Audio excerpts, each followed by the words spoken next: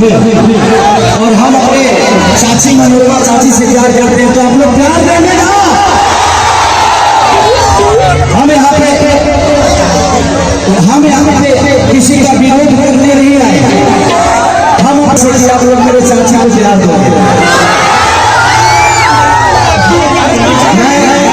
कभी जाति की बातें नहीं करता, मेरे लिए मेरी जनता ही मेरी जात है, मेरी जनता ही मेरी भगवान है, मैं मंदिर नहीं जाता।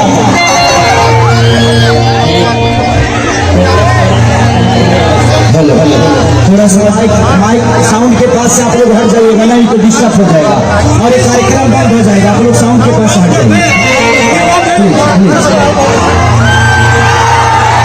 तो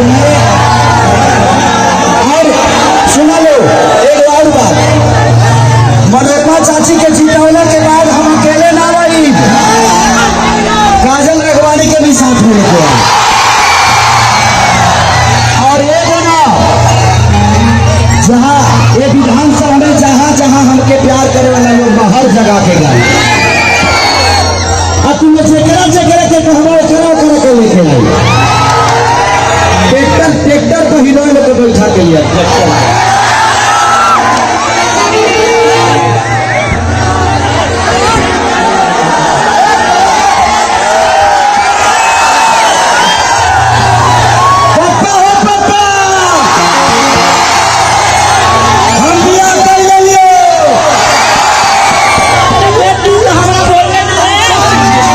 दिल से प्रणाम आप सबको।